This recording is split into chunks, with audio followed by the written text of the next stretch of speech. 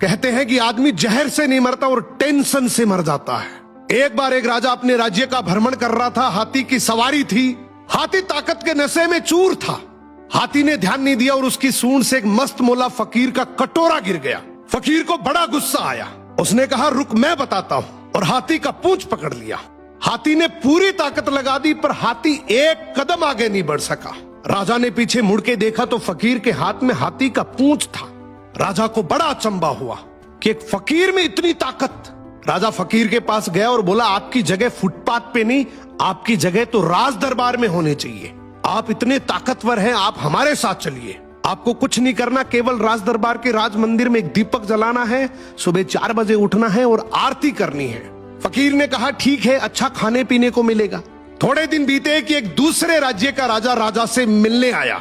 राजा ने रौब जमाने के लिए बातों ही बातों में बोल दिया कि हमारे राज्य की सेना और प्रजा की तो बहुत दूर की बात है। हमारे राज्य के तो फकीर भी इतने ताकतवर हैं कि एक बार तो हाथी को भी पकड़ ले तो हाथी भी एक कदम नहीं बढ़ सकता। दूसरे राज्य के राजा ने बोला, भी हमें तो दिखाओ तब माने।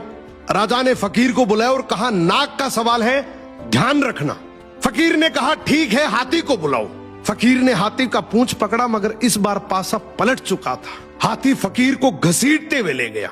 ये देखकर राजा को बड़ा अचंभा हुआ और फकीर से बोला कि जब तुम फुटपाथ पर रहते थे, रूखा सूखा खाते थे, तब भी तुम में इतनी ताकत थी।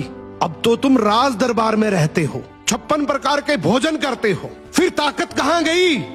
फकीर जोर से हंसा और बोला, राजा जी, ताकत को टेंशन खा गई। पहले मेरे कोई टेंशन नहीं थी, कब उठना है, कब जागना है, कब सोना है। अब रात को सोता हूं तो टेंशन लेकर सोता हूं कि सुबह 4 बजे उठना है, दीपक जलाना है, आरती करनी है। टेंशन मेरी ताकत को खा गई।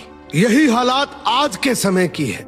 हम सोते हैं तो हर दिन हजारों टेंशन लेकर सोते हैं जो हजारों बीमारियों को न्योता देती है, जबकि हमें पता है कि टेंशन करने से कुछ नहीं होगा। वही होगा जो भगवान को मंजूर है। फिर टेंशन करने का क्या फायदा? सो मेहनत पे भरोसा रखो, टेंशन करने से कोई फायदा नहीं है। टेंशन आदमी का शरीर दीमक की तरह खा जाती है।